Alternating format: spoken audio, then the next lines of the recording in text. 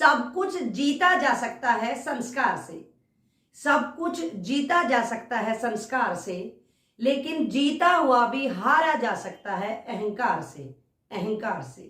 Hello friends, मैं हूं अलका यादव। जी हाँ, एक बार फिर से हाजिर हूं आप सबके सामने एक और कहानी के साथ, और आज की कहानी का नाम है अहंकार। एक बार की बात है, एक बार एक गुरुजी अपने शिष्यों को अस्त्र शस्त्र की शिक्षा दिया करते थे और वो बहुत ही अच्छे से सिखाया करते थे। एक बार जब वो अस्त्र शस्त्र की शिक्षा दे रहे थे तो उनका एक शिष्य था, वो बहुत ही ज्यादा मेहनती था और बहुत ही ज्यादा अच्छे से वो सीखता था। एक बार क्या हुआ कि उसकी जो शिक्षा थी वो पूरी हो चुकी थी, वो वहां से चला गया और उसके बाद वो अपने काम करने लगा। धीरे धीरे वो बहुत ही ज्यादा तलवारबाजी में प्रसिद्ध होने लगा। सब लोग उसको जानने लगे, मानने लगे, उसकी तलवारबाजी के गुणगान होने लगे। लेकिन यहाँ पर दिक्कत यह थी कि कोई भी उसको उसके नाम से नहीं जानता था, उसको उसके गुरु के नाम से ही सब लोग जानते थे। सिर्फ इतना उसको ये महसूस होने लगा कि लोग मुझे पहचानते जरूर हैं, लेकिन मुझे मेरे नाम से ही नहीं जानते हैं, मेरे गुरु के नाम से ही मुझे पहचानते हैं। धीरे धीरे जो उसकी ये कला थी, उसका जो एक गर्व था, वो धीरे धीरे उसके दिमाग में अहंकार, घमंड के रूप में घुसने लगा। उसने एक दिन मन ही मन में तय किया कि अगर मैं अपने गुरुजी को हरा देता हूं, उनको पराजित कर देता हूं, तो लोग मेरे गुरुजी को भूल जाएंगे और हमेशा मुझे ही याद रखेंगे। ऐसा सोचकर वो अपने गुरुजी के पास गए और गुरुजी के पास उसने जाके कहा कि गुरुजी, मुझे बहुत ही अच्छे से तलवारबाजी आ चुकी है, मैं आपके साथ युद्ध करना चाहता हूं, लड़ाई करना चाहता हूं।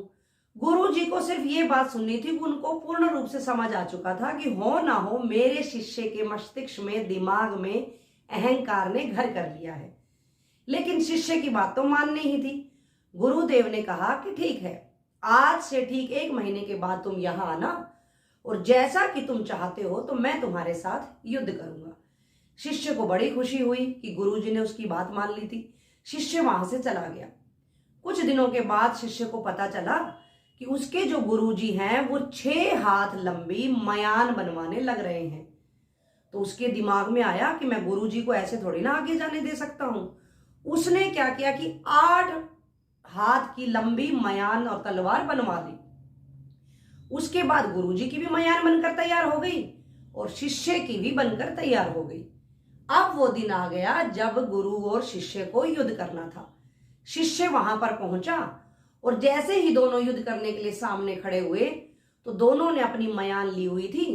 शिष्य ने क्या किया कि अपनी 8 हाथ की जो मयान थी उसमें से लंबी तलवार बाहर निकाली और वो गुरुदेव की तरफ वार करने ही वाला था कि गुरुदेव ने 6 हाथ लंबी मयान में से छोटी सी तलवार निकाली और उसकी तरफ वार किया। शिष्य की तलवार गिर गई घबराहट के मारे और गुरुदेव ने झट से अपनी छोटी सी तलवार शिष्य की गर्दन पर लगा दी। सिर्फ इतना देखना था कि शिष्य भौचक्का रह गया, हैरानी से देखने लगा कि ये क्या हुआ, इतनी बड़ी मयान, तलवार छोटी सी निकली और मैं हार गया हूं। इसके बाद गुरुदेव ने बताया कि मुझे उसी क्षण पता चल गया था कि तुम्हारा दिमाग अहंकार से भर चुका है, इसलिए मैंने तलवार बड़ी नहीं बनवाई, बल्कि केवल और केवल मयान बनवाई। और जैसे ही तुम्हें ये बात पता चली कि मैं मयान 6 हाथ लंबी बनवा रहा हूं, तुमने मुझसे भी लंबी मयान बनवाई। और गुरुदेव ने उसको समझाया कि छोटी तलवार से जिस तरह से फुर्ती से वार किया जा सकता है, युद्ध को जीता जा सकता है, लंबी तलवार से बिल्कुल भी नहीं किया जा सकता है। और इस तरह से गुरुजी जीत गए और जो शिष्य था उसका अहंकार धरा का धरा रह गया और वो अपने गुरु से हार गया। उसके बाद उसने चरण पकड़कर गुरु से माफी मांगी। गुरुदेव ने भी बच्चा और अपना छोटा शिष्य समझकर उसको माफ कर दिया।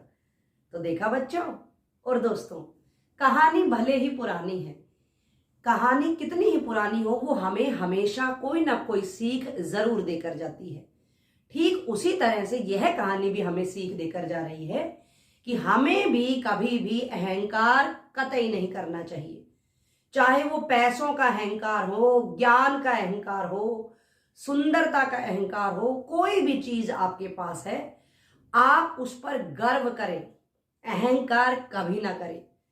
गर्व और अहंकार में बहुत ही ज्यादा बड़ा अंतर है। यहां पर मैं विद्यार्थियों को और बच्चों को भी कहना चाहूंगी कि आप भी जब अपना ज्ञान हासिल कर रहे हैं, धीरे धीरे जब आप मेहनत करेंगे तो आप पाएंगे आपका जो ज्ञान है वो बहुत ही ज्यादा बढ़ता जा रहा है। तो अपने ज्ञान को बढ़ाते रहिए, उस पर गर्व महसूस करते रहिए, लेकिन कभी भी घमंड मत करिए, अहंकार मत करिए। खुश रहें, सुरक्षित रहें, मेरे साथ बने रहें। हर सप्ताह की तरह अगले सप्ताह फिर से मिलूंगी। तब तक के लिए नमस्कार।